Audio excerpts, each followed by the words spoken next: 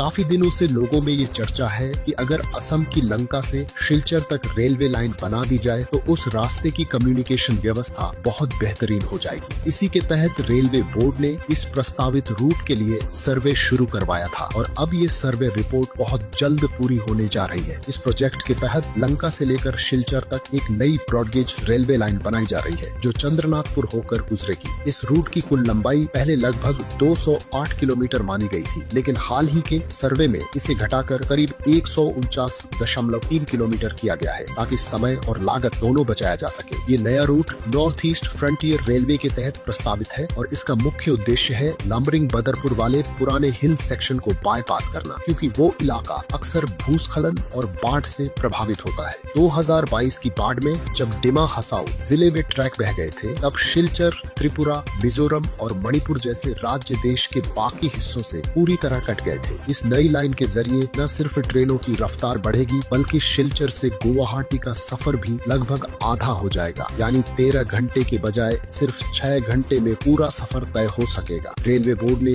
इस रूट के final location survey के लिए करोड़ों की स्वीकृति दी थी। हालिया रिपोर्ट्स के मुताबिक बोयनारबंद से चंद्रनाथपुर होते हुए लंका तक सर्वे तेजी से पूरा किया जा रहा है और इसे जल्द ही कंप्लीट कर लिया जाएगा। पहले प्रस्ताव था कि लाइन सिलचर के पास अरुणाचल स्टेशन से शुरू की जाएगी, लेकिन doctor Shyama Prasad Mukherjee memorial welfare society और अध्यक्ष हरल दे की सिफारिश पर इसे मोइनारबंद से शुरू करने का निर्णय लिया गया। इससे इंजन रिवर्सल की जरूरत नहीं पड़ेगी और ट्रेनों की ऑपरेशनल एफिशिएंसी बढ़ेगी। इस रूट पर इलेक्ट्रिफिकेशन के बाद ट्रेनों की गति 140 से 150 किलोमीटर प्रति घंटा तक हो सकेगी, जबकि अभी बराक वैली में ट्रेनों की अधिकतम रफ्तार 100 से 110 किलोमीटर प्रति घंटा है। साथ ही इस प्रोजेक्ट को और मजबूती मिलेगी हाल ही में मंजूर हुए Shillong Silchar high speed road project से, जिसकी कुल लंबाई 166.8 किलोमीटर है। लंका और सिलचर दोनों ही रेलवे स्टेशन पहले से सक्रिय है। सिलचर स्टेशन से वर्तमान में 17 ट्रेनें शुरू होती हैं और लंका स्टेशन से लगभग 34 ट्रेनें रोजाना गुजरती है। इस नए रूट से इन दोनों स्टेशनों को